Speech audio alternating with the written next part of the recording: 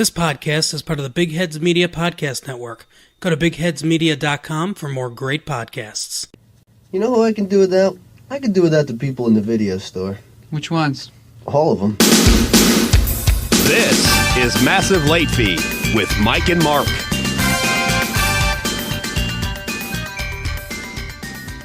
Well, hello everyone. Welcome back to Massive Late Fee. With me, as always, is my co-host Mike. How are you doing, Mike? Not too bad. How are you? Good. I forgot to say that my name is Mark, and with us for this very special episode, I can't say we've had a good week. It has been good, but it hasn't been a full week yet, so I can't really say that. But you may remember her from when we used to do Massive Late Fee together, starting back in 1994. My then girlfriend, now wife, Carol. How are you, Carol? Hey, what's up?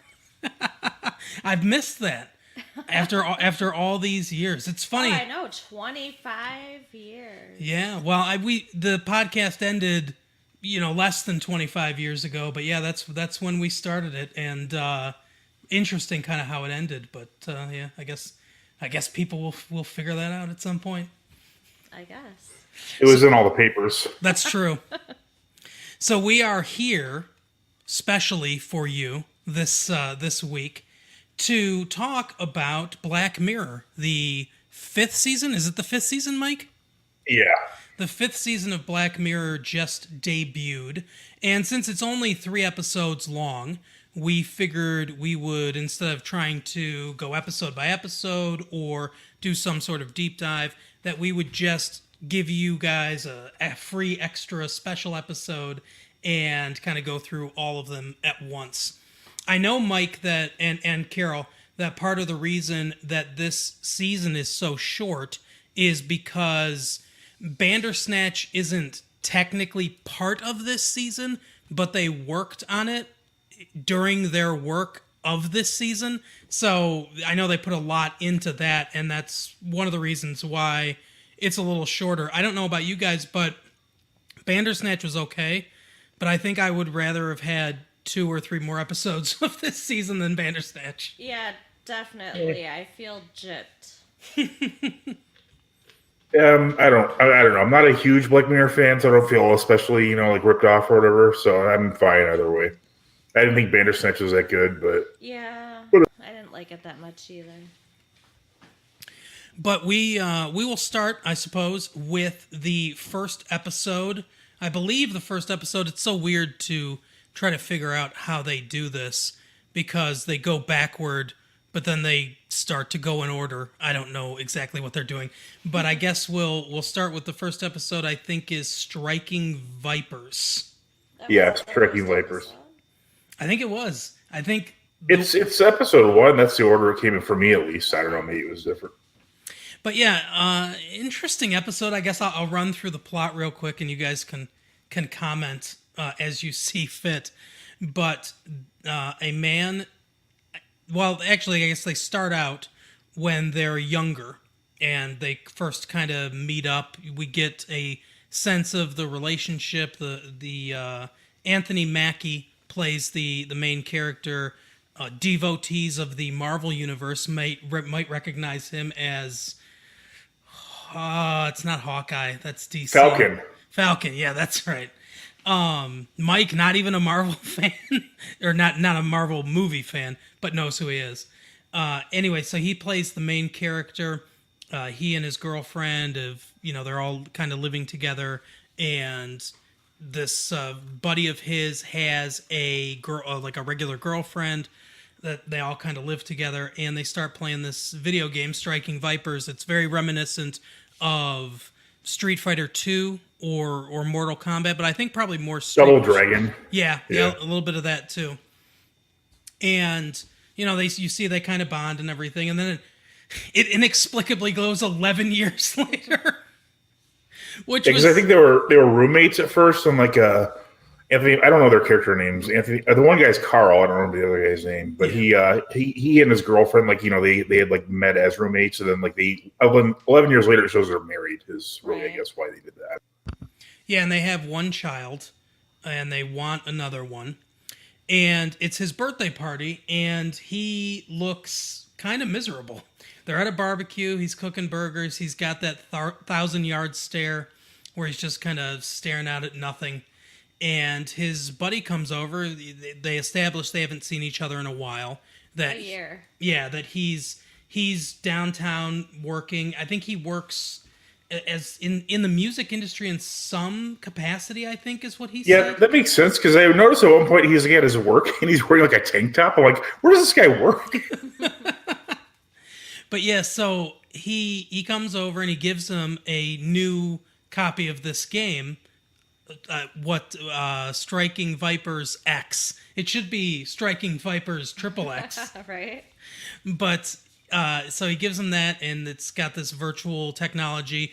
Fans of Black Mirror will recognize that, you know, it's very similar to the technology in San Junipero, which allows them to go into the, you know, virtual heaven world, and the one in, I believe it's just called USS Callister, the one that's... Yeah, I think you're right. Yeah, I know there's like they call them the eggs or something. I can't remember what the name they use in this, but it's actually a pretty common thing. It's like basically a virtual construct of like a personality or something.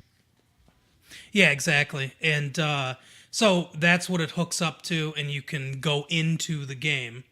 So they do that, and pretty quickly, like he picks a female character, which is like a Chun-Li type character or something. Yeah, which they actually play the same characters they played like 17 or 11 years ago. You know, they just have the same characters that they both like to play for some. Right. Yeah, so they have favorite characters, and they start to fight a little bit. We get a view of the fight and everything. And then they roll around together. And I said to Carol, I said to you, when they started doing that, I was like, what, are they going to fuck? And they start making out. It's kind of weird. What did you think? Where did you think they were going with this, Carol? And kind of what did you think of it? So almost immediately when, you know, it was a girl and a guy, I thought, yeah, they're going to end up having sex in there. But I thought it was intentional. I thought maybe even in the beginning, like way back, maybe, you know, something was going on there. Yeah, I didn't get a lot of sense when they were just playing the game 11 years ago of anything.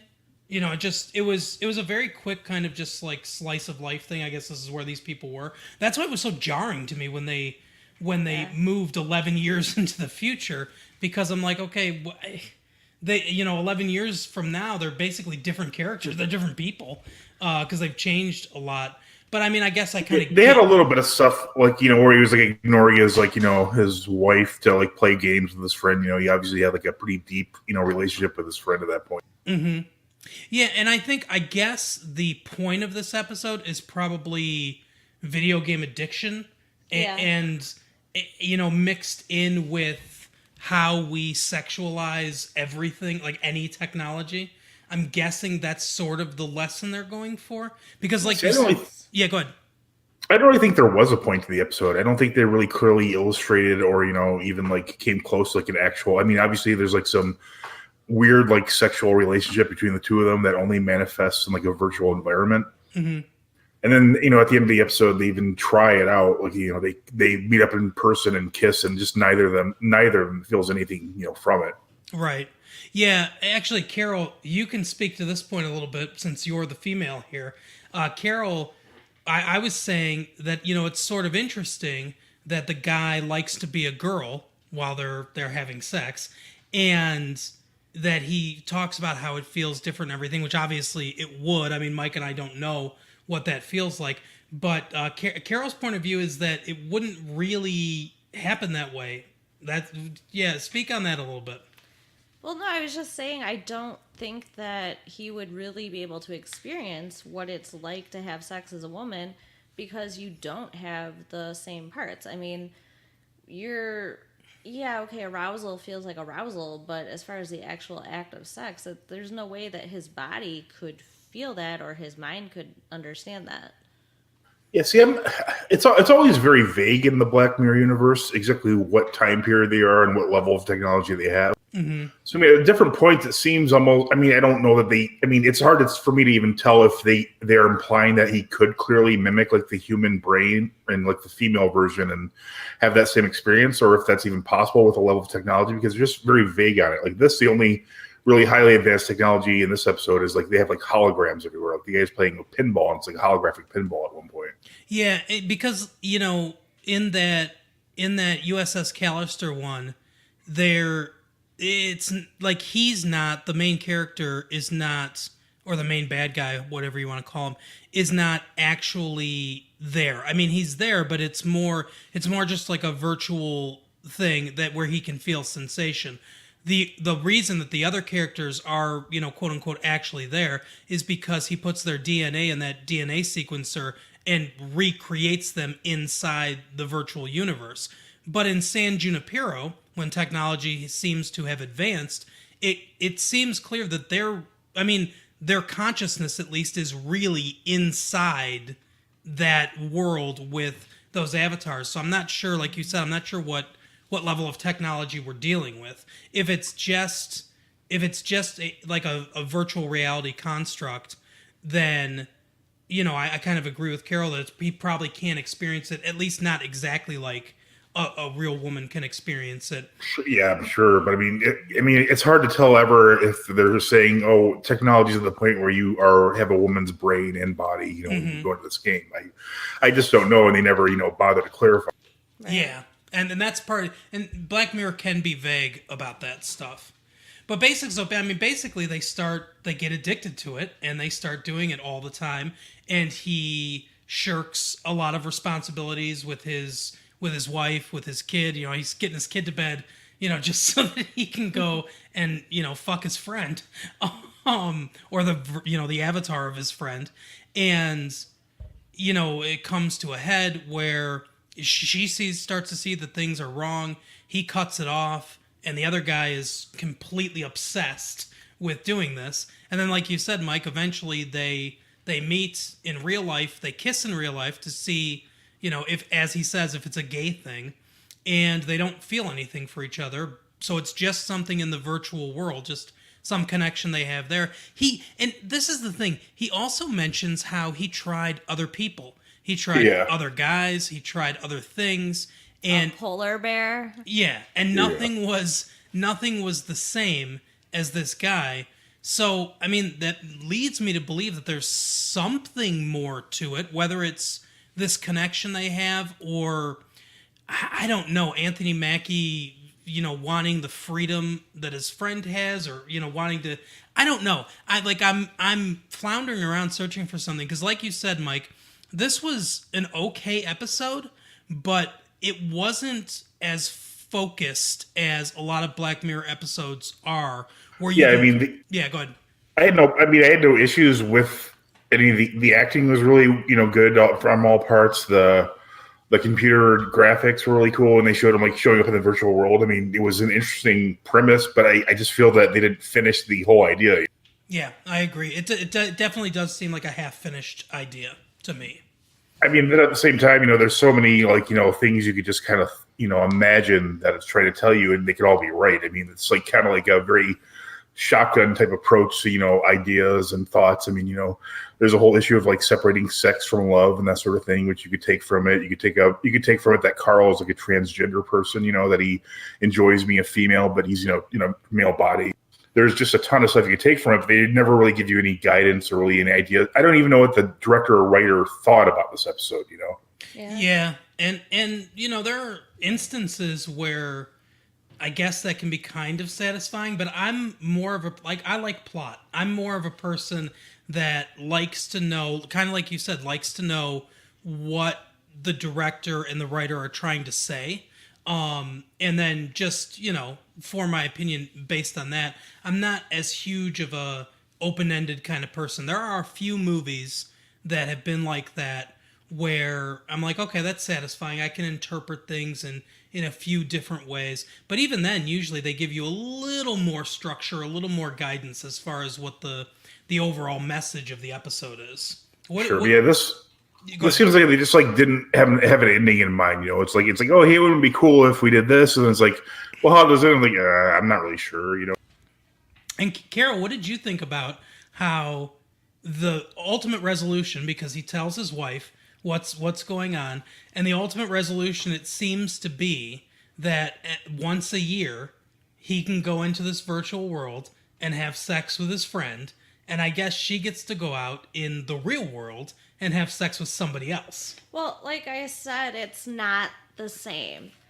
I mean, she is putting her actual body out there and opening their relationship up to outside threats as far as disease and pregnancy. I mean, they just had another baby.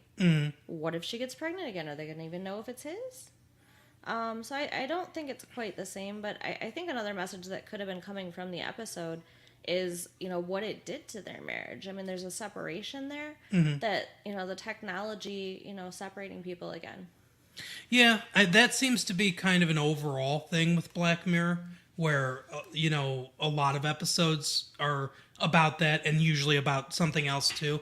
But yeah, I mean, I guess that's probably as close as we'll get to a thesis statement to the episode of just how it causes separation. Although it opened up an entire new area of closeness or whatever with him and his friend, I guess.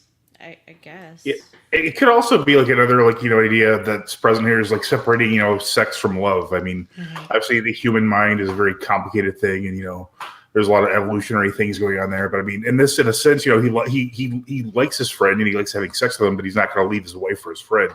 Right. And his wife enjoy. I mean, I don't know if they're even implying his wife is having sex with these men or just enjoys the flirtation aspects of it. Oh yeah, that's true because we never see her actually cheat. She like when she got hit on by that guy, she liked the thrill. Right. And she said it was exciting, I mean, they're not physically doing anything, and they might have even told her that they tried and it didn't work. I mean, it's a really a weird idea. I mean, especially in today's day and age where there's plenty of people who are having these emotional relationships with people. And there's no physical attraction, but it's still, I mean, it's really a lot of interesting questions about what's cheating, what's love, what's going beyond the borders that were agreed upon in our relationship. Well, that is what Carol and I talked about the most in this episode, I think, is what is cheating, I guess. And I mean, I'm pretty firmly on the side of that, what they were doing was cheating and I mean, even like you were talking about, Mike, even emotional cheating and stuff like that. I mean, I think all of those things are dangerous to relationships, and technology opens up a lot of avenues of those possibilities where, we've all read stories about people on Facebook or whatever hooking up with former relationships or friends or something like that. And even if they don't actually physically cheat on each other, it damages or in some cases even destroys marriages because, there's, like you said, Mike, there's sex and then there's the emotional side of the relationship too. And ideally those two things sort of, hook up and coincide. But if you're denying one of those to your partner, that can lead to a lot of problems. So if you're confiding in other people instead of your partner, then that's another avenue where things can get messed up. Yeah, it's almost like, how you'll hear people say oh, that's my work wife or my work husband or that kind of thing. I mean, if you're telling them or, more intimate with them in certain aspects than your actual wife or husband, is that cheat? It's, it's obviously like a border each person has to define in their own relationship. But yeah, I hate with that my wife. term, work wife, work husband. Mm-hmm. Yeah, Kara's always not like that. Right, like with my wife and I, we both if I see an attractive woman, I look at her in front of her, she's not insulted. She doesn't think I'm going to run off and leave her and my two children. And similarly, if she sees an attractive woman and looks at her, I'm not upset by that.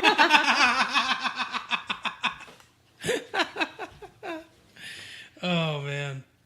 Yeah, I mean, it's each person has their own threshold, and hopefully you and your partner have the exact same ideas, or it's going to be weird or emotionally wrought for some reason between the two of you if you don't have it's a good idea to discuss that, I guess is what I'm saying. For sure. Yeah, absolutely.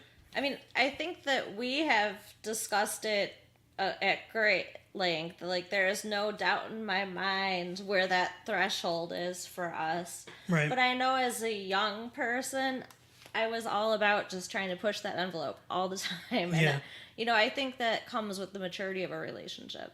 Yeah, I agree. And I will vow to you right now that Mike and I will never have sex in a virtual reality video game.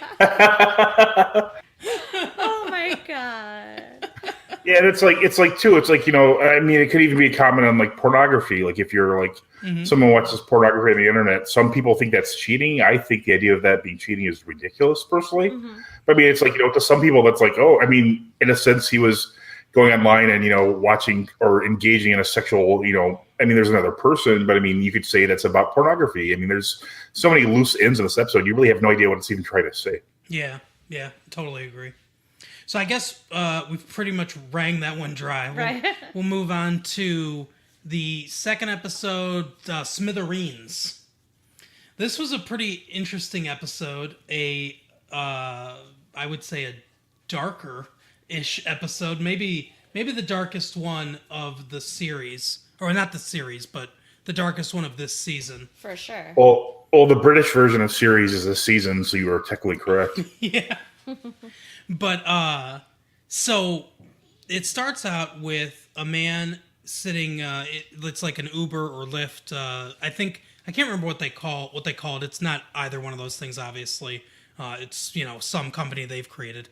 But he's sitting out. Yeah, I don't know. He's sitting out in front of this building and it's the building is for the social media company Smithereen, which is a weird name for a social media company anyway. But he's sitting out there. It's probably a reference to the UK band. Is it Johnny Marr and the Smithereens? Oh, yeah, that's right. Are the Smiths short for the Smithereens? I can't remember. There's something to do with Smithereens on like British music. I think that might be what it is.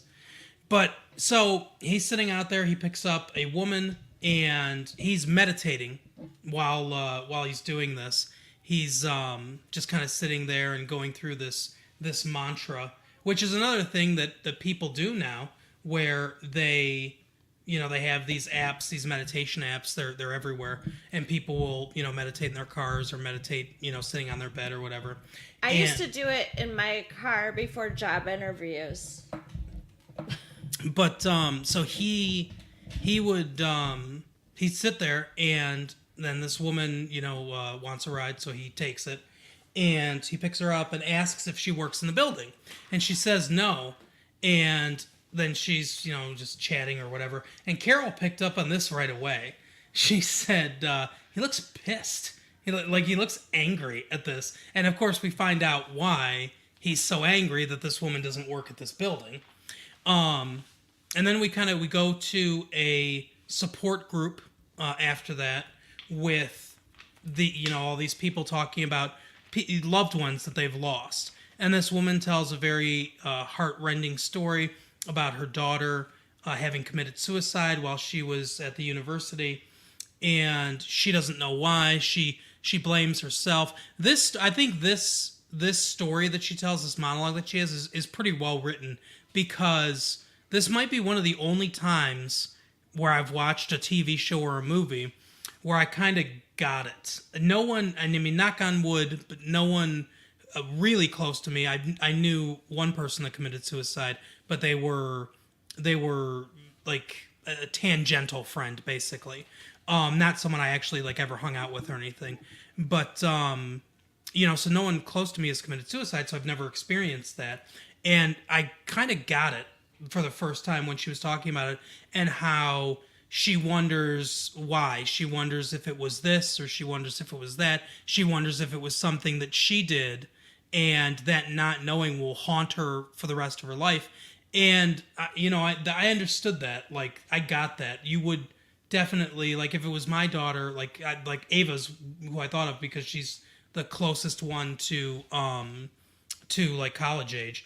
And I thought, yeah, if she ever, I would wonder, was it me? Was it something I did? Could I have prevented it in some way?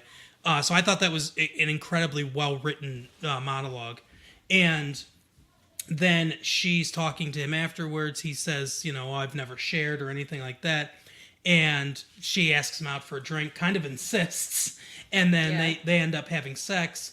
and she gives a little bit more about her daughter, and then this alarm goes off, and she goes over to her computer and opens up Persona, which is another social media thing. It looks like a Facebook type thing in the Black Mirror universe.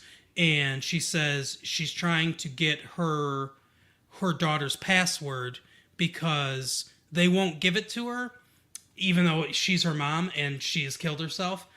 And I've heard about things like that with Facebook. That's like people will die, because I've known other people that have died in different circumstances. Mike and I, Mike, there's been people that we've gone to school with that have died. I don't know if I found this out the other day that Mike Duchesne died. Did you know that? Yeah, I found that out a while ago. Yeah, I'm not sure what happened there or why, but or how he died. But his dad said it was like a long illness, so I'm not really sure. Yeah, but so like they still have social media accounts. They still have Facebook accounts, and a lot of times, people don't know the passwords and they can't shut it down. It just basically becomes a living shrine to that person. And it is sort of a weird little area of Facebook of, people that are no longer alive that just have these active accounts because it's so hard to get into them, and Facebook just basically doesn't allow people to get into them. So that's definitely something that's, applicable to our real world. And she can't figure out the password. And then we kind of move on with the episode where he's sitting outside the building again and picks up this young black man in a suit, and he's going to the airport. He's going to Heathrow Airport, and he's got all these bags and everything. And he asks him if he works at Smithereen, and he says yes. So as they're driving along, the guy's on his phone and everything, and he says that there's been an accident. You can see on the app that there hasn't been. And he says it's rerouting me. It might be a little twisty route. It's clear he's going to do something with him. I said to Carol right away, I'm like, he's killing this guy for some reason. And he pulls in underneath a bridge with another car there, pulls a gun on the guy, tells him to put these zip ties on his hand and get in the other car. Now, here's a question I have. Why do you think, obviously the plan didn't go as he wanted it to, but why do you think he was switching cars? Like, what do you think the point of switching the cars was? That's a really good There was question. no point to it at all.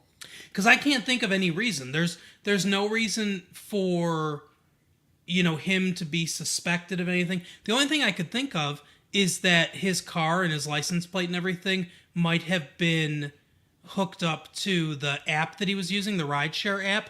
And if the guy went missing, they might be like, oh, look for this car. But as we find later, he bought the profile on the dark web. So why would it have any of his information? To me, the reason to do that, to buy something like that on the dark web, would be so that your personal information, including your car, wasn't hooked up to that thing, your license plate, that it's hooked up to some other license plate that's not yours. So, I mean, barring that, I can't see any reason why they switch cars other than it allows the guy to drop his cell phone, which then allows them to trace his cell phone and get the information that they need on him. So, I mean, I guess that's the only practical reason why it happened. Well, I think too, it kind of showed us something about his character then. Like I said, he's not going to kill this guy, and it became evident right then because he actually cared when he was claustrophobic. Yeah.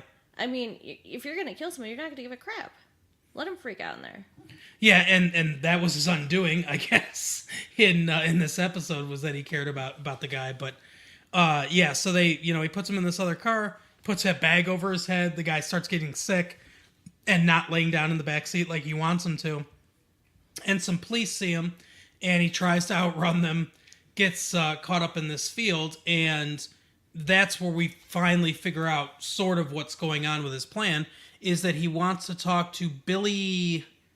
I can't remember his last name. Billy Bauer, yeah, good job.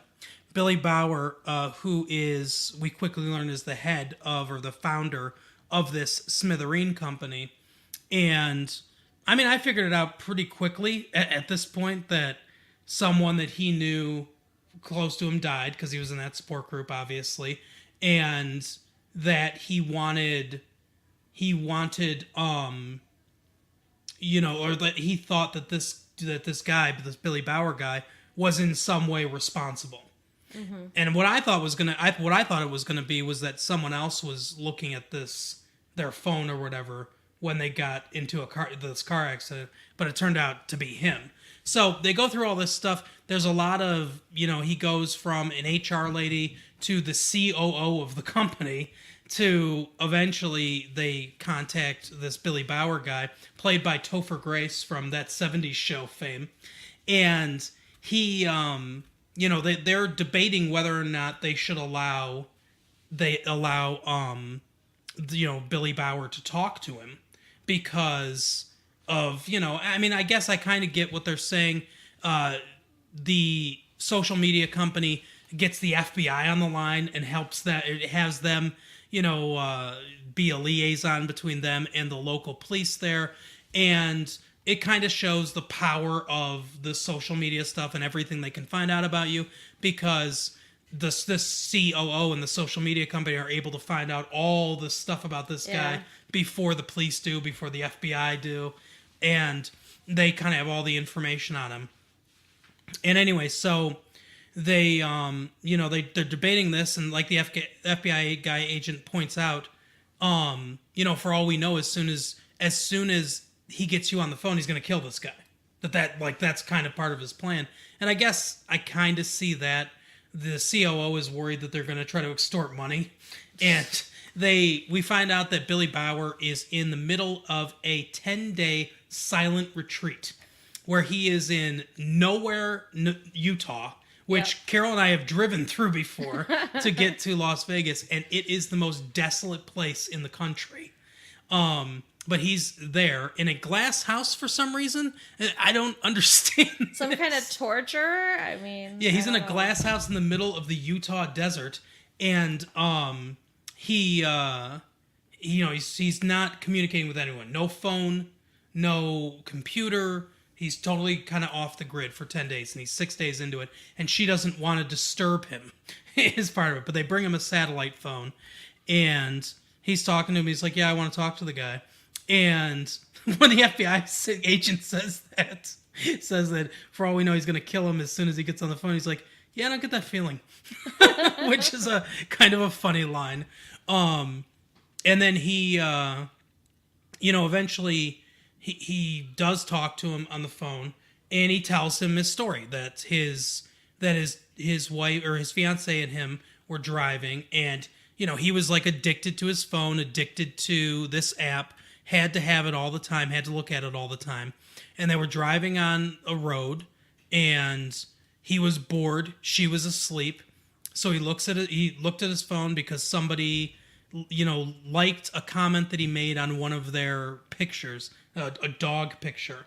So he looked for like 10 seconds, he said, and that was enough time for him to hit this other car. And the driver of the other car was drunk, also got killed. His fiance got killed, and it was eating him up inside because everyone, they blamed it on the drunk driver. The guy was drunk, so they said, oh, it was the drunk driver's fault, obviously. And he felt like a fraud because everyone was comforting him.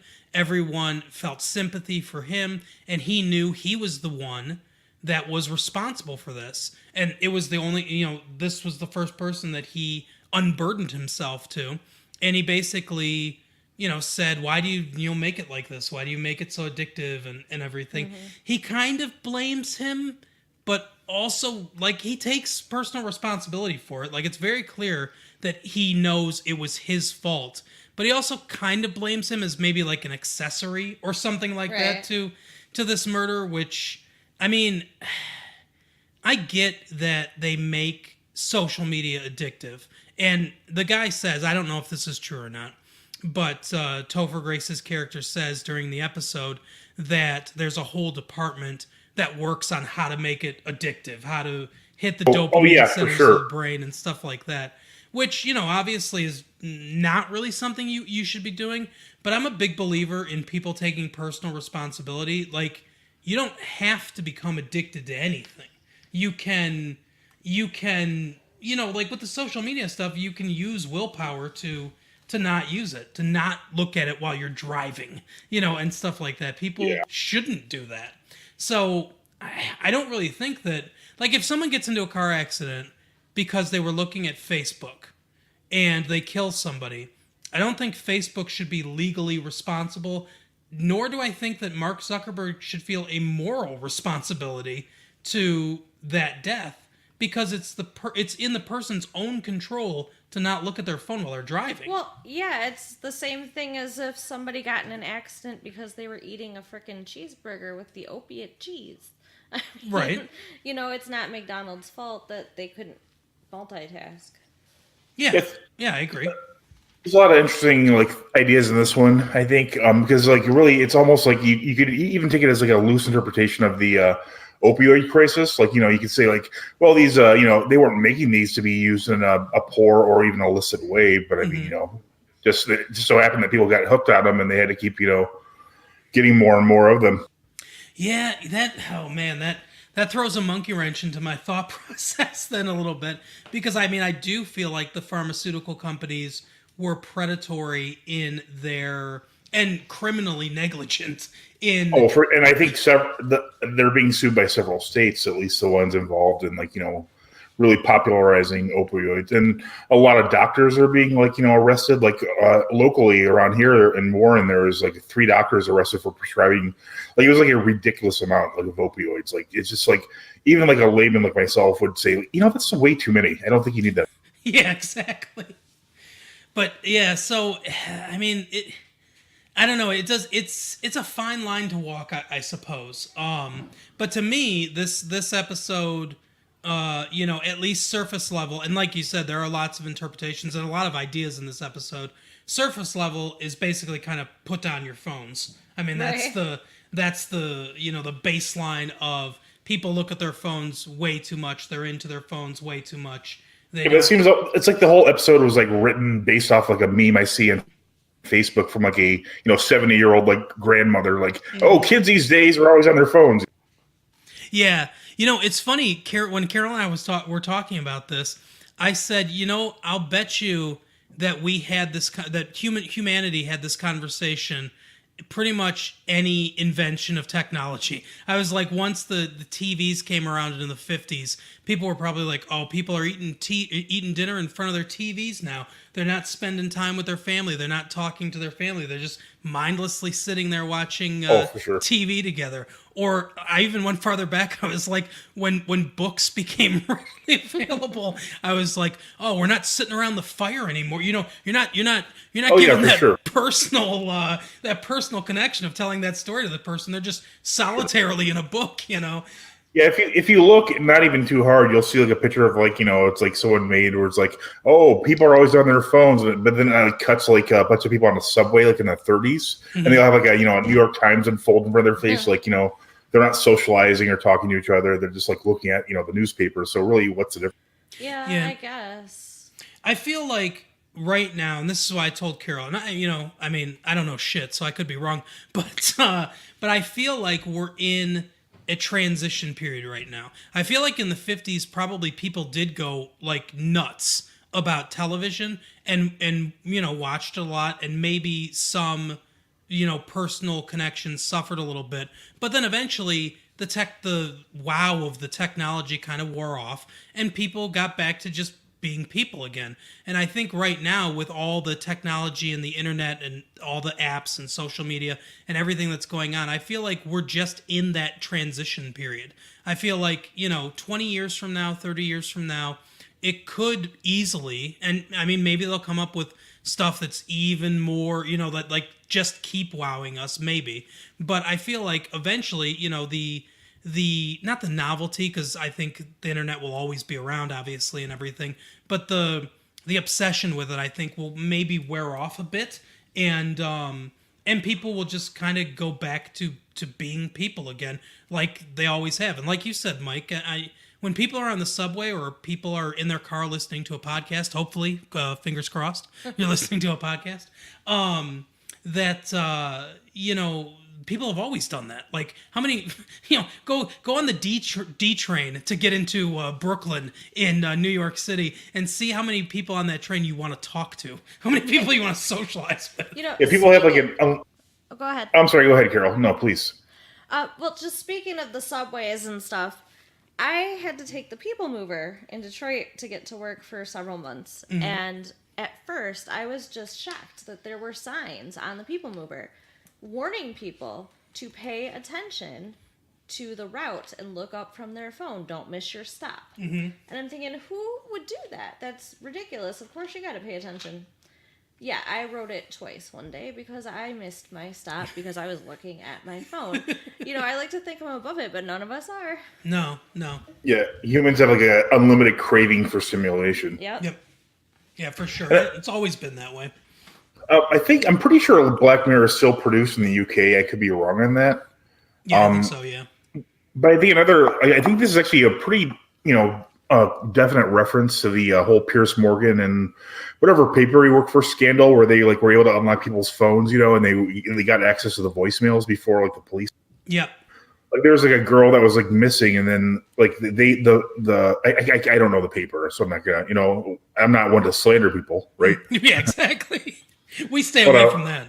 Whichever one it was like a tabloid paper, and like they had somehow gotten the the voicemail code to her phone, so they had access to her phone, before the police were able to. Mm. And so the mother thought it was like, oh, good, she's alive still. She checked her voicemail, but the woman was actually dead. So I think that's like a definite reference to that too. How like companies like almost have like a better speed, and not almost. I mean, they certainly could. I mean, Facebook or Twitter, they could check their status and they could see where someone's up to before the police ever could. Yeah. And really, it's probably even like a reference, like how with the San Bernardino like shootings a few years ago, where like the FBI or the Apple refused to crack open their iPhones. Yeah. Yep. Which I don't know where anyone else stands on this, but I was on the side of Apple. I know it's kind of an unpopular opinion, but I was like, yeah. I mean, they have a proprietary technology that is part of the feature of their company. Is how secure it is, and try some passwords, figure it out. I don't know. I was like, or find your information another way. I don't know. Yeah, I agree that Apple should have given it up, but I would think they would be able to crack it and maybe give them the info, because what if there was like a plot on there that listed like 50 other people that were going to do the exact same thing in a week, and Apple didn't, open the codes, but suddenly a week later there's, 50 more massacres. Yeah. Yeah, I think at the time, that's kind of what I said too. I was like, well, Apple should just do it and not tell them how they did it, and just like I think that would have been the responsible thing to do. Yeah, and just download the phone, because you can do that. Download everything on the phone and just give them a file. Here's all the stuff that was on the phone. Yeah, I certainly don't think they should be forced to reveal how they encrypt their phones. Right. But yeah, at the same time, it's like, oops. I mean, I wonder if Apple like actually did just go into the phone and see what was on there, and then like, oh, it's nothing critical, so we'll let them, Yeah, I would not doubt it at all. Yeah, I mean, because obviously, if what I said, the nightmare scenario did happen, they would just be fucked, right. Like publicity wise. Oh yeah, people would have Androids the next day, because like I know Apple's got a lot of brand loyalty, but that would be an enormous hit to their public relations thing. So yeah, I'm sure, and like kind of like in this episode, I'm sure they had COOs and legal departments and teams and everything behind them, basically saying, hey, here's our legal responsibility, here's our liability, so we better make sure that there's nothing on here. Yeah, all these companies are creepy. Facebook, Twitter. We can find our podcasts. I mean, they're just like super invasive. Like Google, I think, is actually like they do some really like shady things with the country of China, where they like allow them to like set up like this like firewall that prevents their citizens from like finding like the truth about what the Chinese government's up to. This within a week of the anniversary of the Tiananmen Square massacre. Yeah, exactly. Yeah, and that's another thing too. With the Google stuff that you're talking about, because I read about that too, and it's like at that point, aren't you kind of complicit in the? Yeah, you're 100%. I mean, you're doing it solely for profit. Yeah. And their like unofficial motto is "Don't do evil," but they're working with a government that, by a lot of criteria, is evil, and especially as far as what they allow their citizens to do and not do. I mean, so they're complicit. I mean, obviously the Chinese are going to analyze all the internet traffic and find this podcast and probably do hits on us in the future. But I mean, it doesn't make it true that they're not complicit. Right, exactly. Our complaints about Google, not China. Right. Just for the record. But yeah, we don't generally talk about politics, or we talk around politics when we get around those subjects on this episode. But I think I can speak for all of us when I say we're all pro freedom. And China isn't. I mean, that's just a fact. This whole segment was just a satire, by the way. Yeah, exactly. If anyone, when I make the video, a little 1 minute video I do of this, I'm gonna have the Prophet Muhammad part of the. No, I'm not gonna do that. I know that's a different country, by the way. I'm not ignorant as to what China believes. I know I've seen Forrest Gump. I know they have no churches and no religion. What? Officially. Yeah, don't you remember that scene in Forrest Gump where he's talking to John Lennon and he's like, "Oh, what was it like in China?" And he's like, "Oh, people don't have anything." He's like, "No possessions." Yeah. And he's like, "That was." remember. In retrospect, that is the cheesiest and lamest part of that movie. But so on to the final episode, the most fun episode, I would say, Yeah. of the 3-episode season. What was it called? I think it was. Oh, it had a weird name because it was. It's like 3 people's names. Yeah. Tony or something. Yeah, it was the 3 girls' names, but it was what's her name? Amanda too, or I don't know. I'm not good with names. it was like Amanda O, I think, or something like that. We're just gonna go with Amanda. If you've watched the episode, and if you haven't, you're a fucking madman for listening to this spoiler-filled episode. Right. But if you watched it and it was something other than Amanda, you're wrong. It's Amanda. Rachel, Jack, and Ashley too. Ashley, that's what it was. Okay. Ashley. Which is a nickname for Amanda. Right, exactly. So yeah, Ashley O is played by Miley Cyrus. I'm not a huge fan of Miley Cyrus. I don't listen to any of her music, obviously, because I'm not a girl that was born in 2004. But Can I say that I hate Miley Cyrus and her entire family? Freedom of speech, Not one- Mike. Not one good thing has come out of that entire family. I mean, the basis of the pyramid of the Cyruses is Billy Ray Cyrus. Mm-hmm. I mean, come on, who likes? And I don't know her mother, but like, I think she has a sister that's also trying to like be like I guess you could only say entertainer, because you can't say they're a musician or an actor because they're shitty at both of those things. yeah, I really, I mean, Mike and I are both musical people. Obviously we're not famous for that. We're famous for podcasting, but Yes. we both play instruments or have played instruments, and it kind of irks me when they call people like Miley Cyrus or Britney Spears or Beyonce musicians, because they're not. They might be good singers. That's Yeah, she's actually a very good singer, which really annoys me because, as I said, I hate her and her entire fucking family. But they're not musicians because they don't play instruments, and they generally don't write their music. They don't write their lyrics. Most of them don't know how to read music. So in any aspect of it, you can't really call them musicians. But yeah, that kind of irks me when they do that. But Miley Cyrus was surprisingly good in this episode. And surprisingly, as is an a key actress. term here because she's a terrible actress as well. Yeah. And I hate her. I just like everything about their family. Like, there's a family in our neighborhood that I just despise. Like, they're the enemies of our family. And even though I don't know this, like, the Cyruses or whatever, I don't even know if this is their real name. I mean, whatever. Right. I don't care for them either. They're just like, if they lived in my neighborhood, they would be my enemy family. Oh my god, yeah. But I don't know if I don't know who directed this episode, or if I know Charlie Brooker is the showrunner, the term that Mike and I both hate that we know. But he created it, and I know he's the showrunner. So I don't know how heavily he is involved as far as, kind of with the actors and things like that.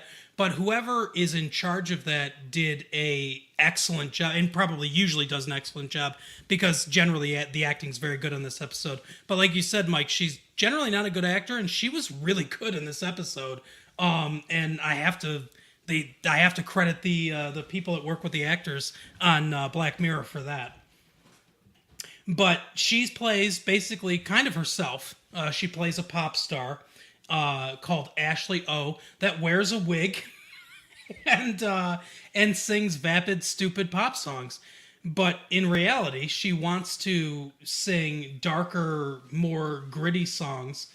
Spoilers for the entire episode, obviously, but she actually does become a musician, what I would call a musician, at the end of the episode. And in the episode, she actually does write her own music and lyrics. So she's a little bit more credible than I think the real Miley Cyrus is. So isn't the lyrics she writes actually a cover of the Nine Inch Nails song "Head Like a Hole"? The lyrics are written by her, but the music definitely is. No, the lyrics are too. Like the song that she plays at the end is just "Head Like a Hole," but it's a cover, I think. Yeah, for sure.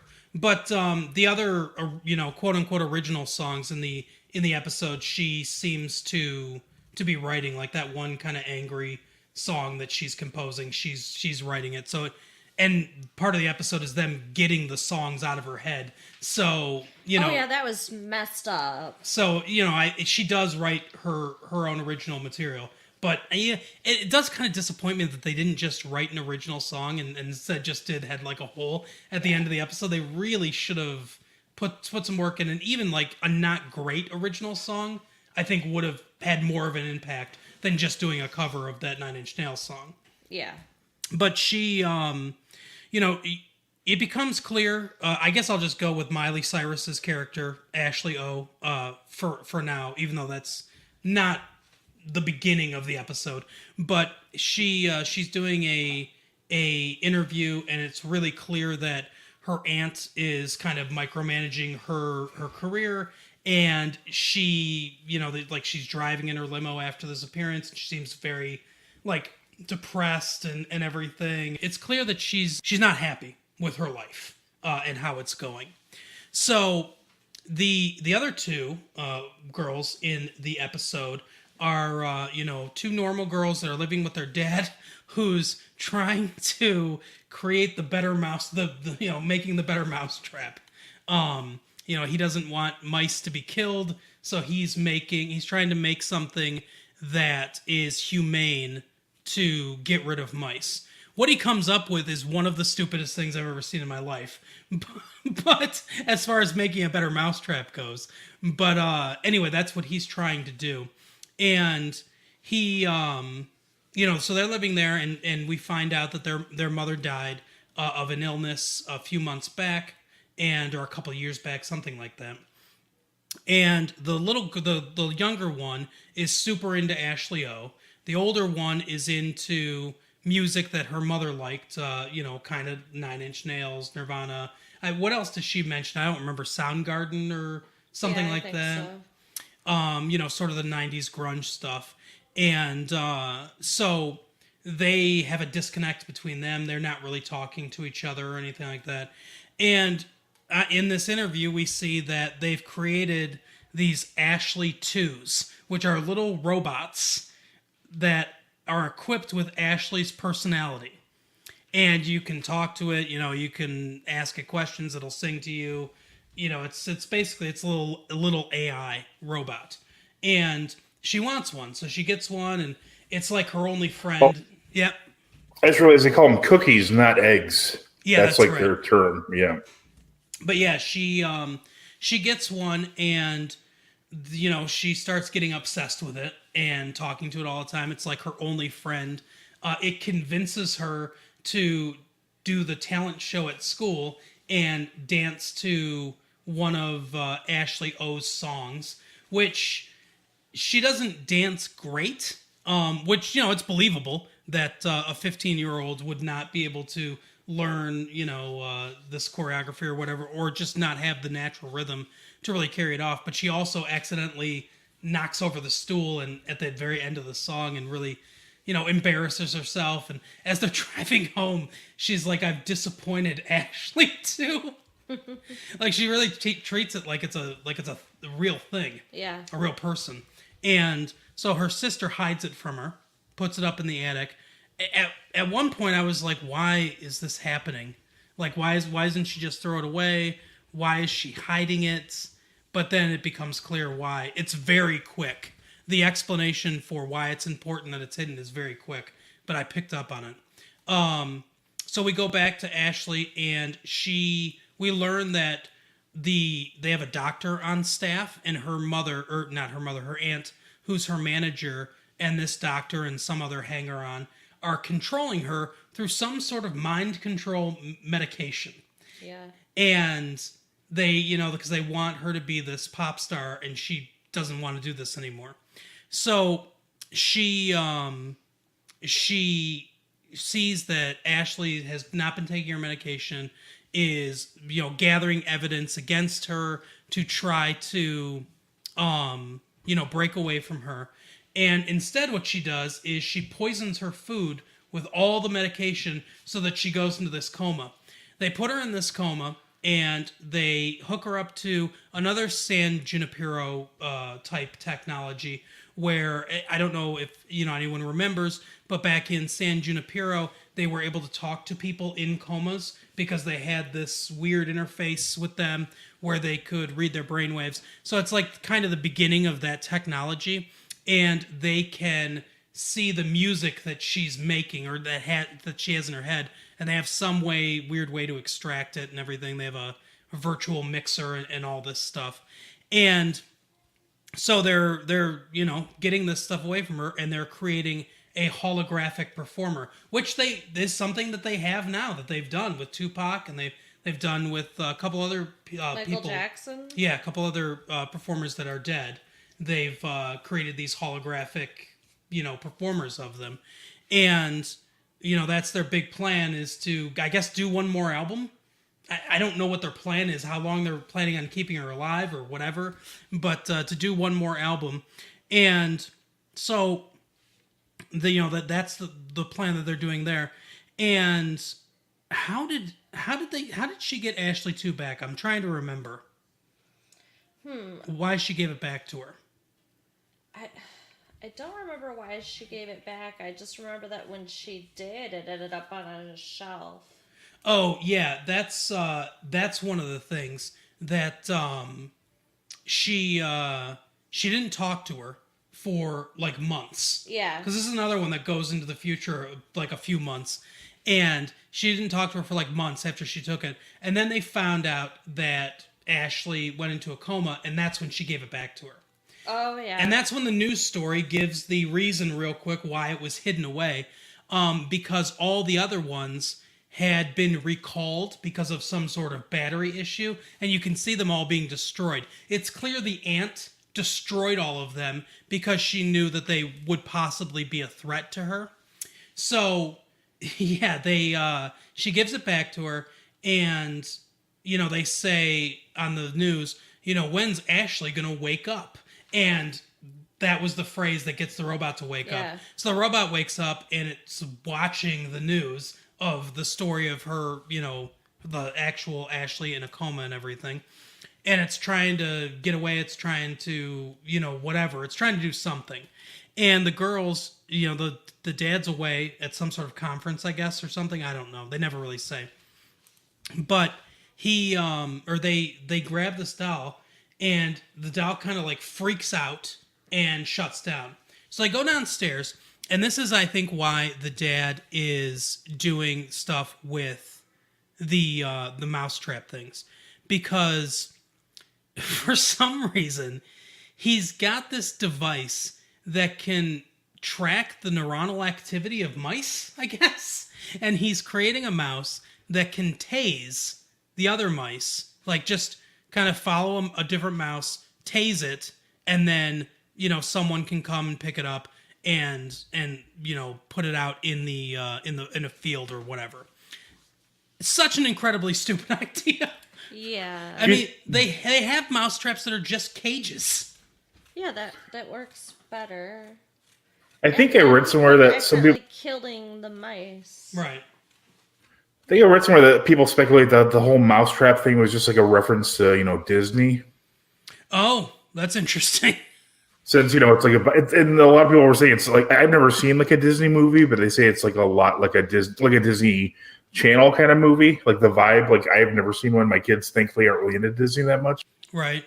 Yeah, I can see that. I can definitely see that. Obviously much darker, but yeah, I can kind of see that. But yeah, so they hook this thing up to the little robot, and there's this big red spot in its brain, and somehow they know how to unlock it. They really rush through this part, but they unlock it, and I guess it was a restrictor, and instead of doing some sort of AI with a basic personality of Ashley in there, they just downloaded her entire brain into this computer because that was easier in some way. And then they put a restrictor on it so that most of the personality was just kind of shut off. So this thing now has the personality of Miley Cyrus's character and knows what's going on, knows that the ant probably poisoned her and that she's controlling her, and she wants to go there to get evidence against her and everything. So she convinces the girls to take her there. They go there, and she finds where Ashley O is in this coma, and she unplugs the machine. Her whole plan the entire time was to disconnect her from life support.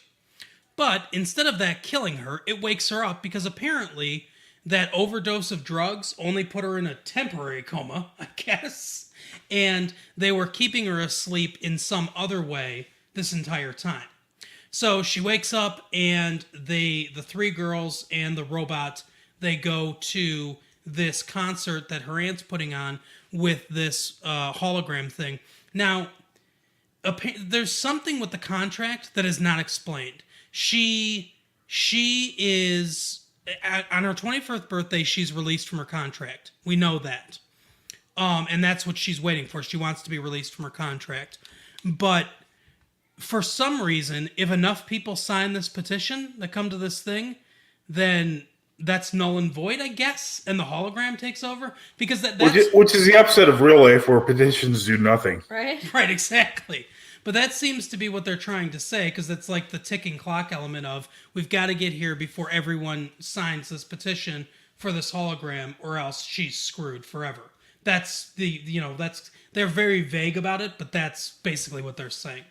So they're running from the police. They get there, and Miley Cyrus gets out of the car, and the aunt knows she's screwed. She looks comically right at the camera, basically, and says, "Oh shit," or "Oh fuck," or something like that.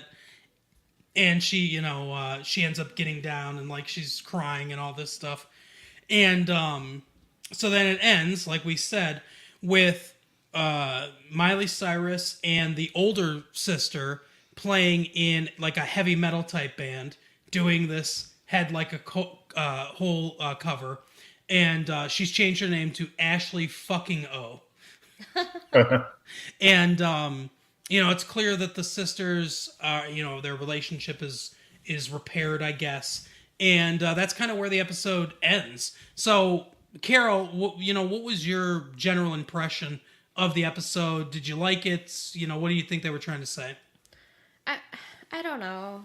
I kind of liked it. It was fun to watch, and it was comical, especially the part with like the personality when the doll got, the actual personality was pretty funny. Right. But I mean, the whole thing, suspension of disbelief on this one was pretty hard, and there was a lot that was just too much, I think, in this episode.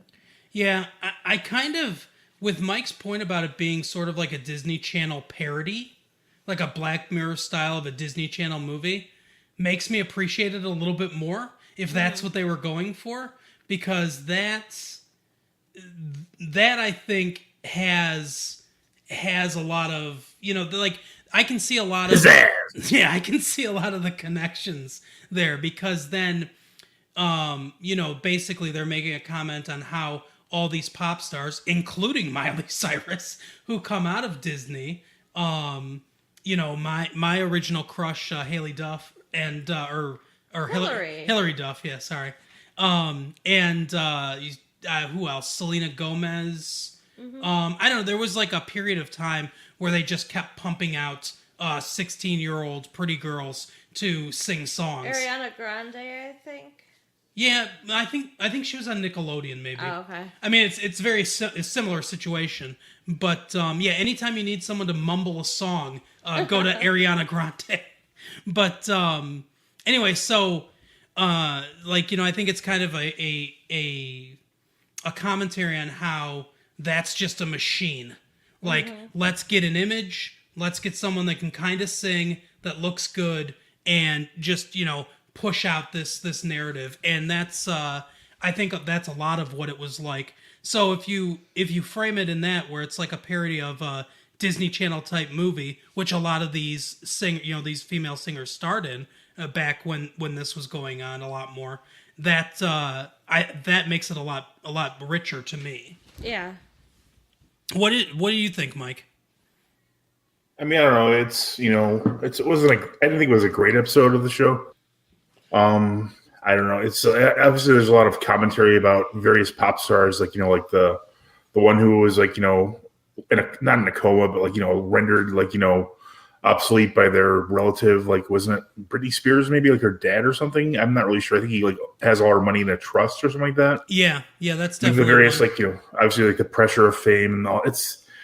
It doesn't really do much for me. Again, it's like okay, I see you had a bunch of stuff there, but you didn't really make like a solid point to me. Yeah. So what did you think of the season as a whole?